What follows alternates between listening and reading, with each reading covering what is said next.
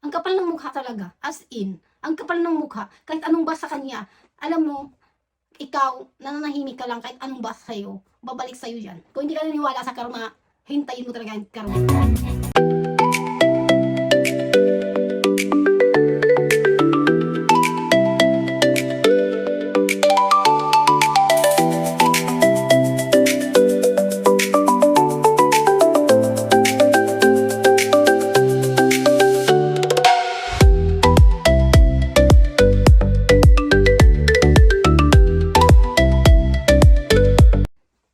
Hello everyone again! It's me, ang inyong Jing, ang inyong kaalagad ni Krishna, kabibi loves o sister, ewan ko kung anong gusto niyo dyan.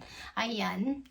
Ngayon, sa first ng reaction na gagawin ko about Krishna Mahusay Peking Koreana, ang uunahin ko talaga itatapik yung mga taong naggagamit ng kanyang video, ang ginagawa siyang content, yung mga nagnanakaw ng kanyang at saka i-upload din sa channel nila, no, 'di ba?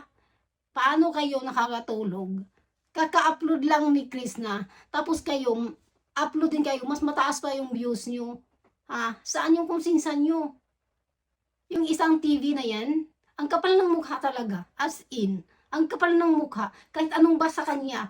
Alam mo, ikaw, nananahimik ka lang kahit anong basa sa'yo. Babalik sa'yo yan. Kung hindi ka naniwala sa karma, hintayin mo talaga yung karma. Kasi darating yan sa'yo.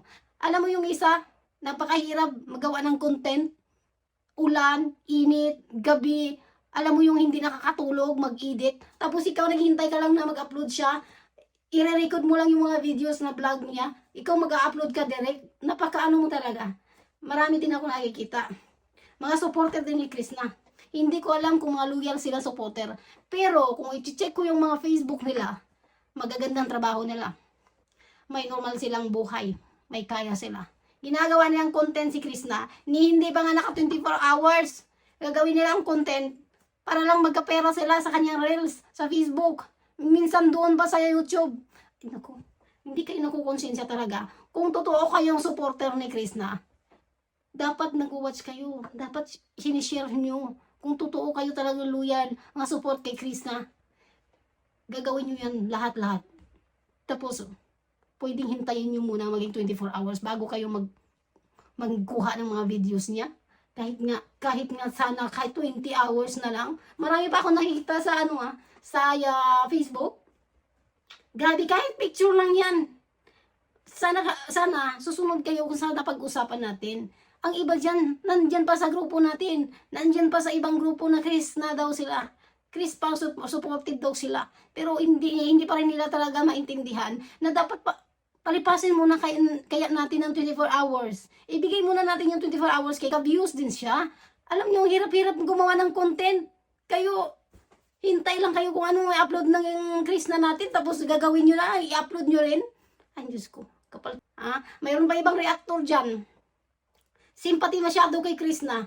Tapos, gagamitin lang na content. Alam mo, noon, ito siya talaga. Bilib na bilib ako. Kasi daw siya magsalita. Pareha sila. Parang, alam mo yun, awang-awa siya Chris na. Pero ang totoo, nabalitaan ko, ang help niya naman doon sa kabila. Kung awa-awa ka kay Chris na, kinukontent mo siya, bakit hindi ka mag-sponsor kay Chris na? Bakit doon mo pa sa iba sponsor? Marami na yun. Naku, ayaw ko mag-drop name talaga, kaya ayaw ni Chris na. Naku, Diyos ko. Tapos ang iba dyan, mga baser. Basher talaga itong mga to eh. Ginagawa nilang thumbnail. Tapos ibabas din naman nila. Tapos, gusto lang nila talagang gawin ng thumbnail para yung mga Chris natin, mag-comment din. Kaya, huwag po natin panunuorin yung mga videos nila, lalo na yung mga nakaw na video. Huwag po natin silang suportahan. Pag alam na natin na mga nakaw yan, at hindi Peking Koreana yung mga video na, huwag na natin panoorin. At saka, bakit ka pa magko-comment doon? Kikita sila. Kahit awayin mo yun, kikita pa rin sila eh. Ay naku, hindi ko siya ma-explain kung ano yung ko sa kanya, yung tawagin ko sa kanya talaga. Matanda na siya eh. Nurse siya eh. Ay nako. Ito talaga nanggigigil talaga ako dito eh. Ang feeling niya talaga nanay siya eh, no? Higit po pa yung ina eh, no?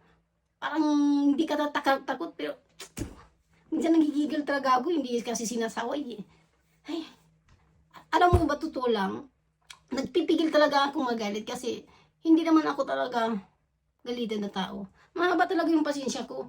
Pero pag nakita ko talaga ng yung mga taong wala talagang walang konsensya, walang mga puso, manggagamit, magnanakaw, naku Diyos ko, ay, sarap talagang, kung alam ko lang kung paano talaga magpakulam, naku, magkakasalat ka talaga sa kanila ba. Yung alam mo, gusto mo maging mabait, pero may darating talaga yung time na, naku, maging demonyo ka talaga. Totoo. At gusto kong magpasalamat sa inyo. Grabing suporta nyo sa aking channel. Excited ako, sobra excited. Dahil makikita na natin, nai-imagine na natin kung saan tayo papunta. At soon, makukontribute na natin kung ano ang kikitain natin. Maraming salamat sa inyong lahat. Alam nyo, sobrang saya ko talaga kasi nakadalawang uploads pa lang ako, pero yung views ko sobrang taas na, naka 3K mahigit na, 24 hours. Tapos yung pangalawa ko, same na siya ngayon sa pangalawang videos ko. Maraming salamat talaga. Ala, Diyos ko, excited na ako. Alam mo yung utak ko ngayon, sabi ko, malapit na natin makamtan yung makaipon na tayo. Malay mo, maswerte na tayo dito. Makaipon tayo sa fund natin para sa ating Peking Koreana o Krishna Mahusay. Ay, sana maging bahagi tayo ng kanyang mga yung ipapatay yung bahay. Ito pala talaga kung bakit, isa sa mga reason kung bakit nag-push na talaga akong maging reactor. Alam niyo kung bakit wala na akong ibang maisip. Kasi gusto ko pang mag-help. Maliban yun sa magwa-watch ako, maliban doon sa inaano ko talaga yung sarili ko na, ala, sige, magpo-post ng Facebook, or ganun, mag-share. Pero maliban dyan, parang marami marami naglalaro pa sa isip ko na, ano pa ba po kaya kong gagawin? Para kang baliw. Pero natutuwa talaga ako sa suporta nyo. Maraming salamat talaga. Sabi ko, alam ko, pag maging okay na talaga ito, makaipon na tayo ng fund. Lahat po kayo may contribution dito. Ala, grabe. Excited na ako. Ayun. Maraming salamat sa inyong lahat.